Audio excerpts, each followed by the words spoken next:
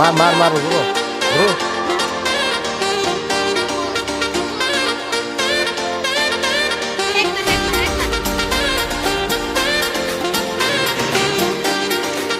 সারাদিন খালি মোবাইল টিপাচ্ছ না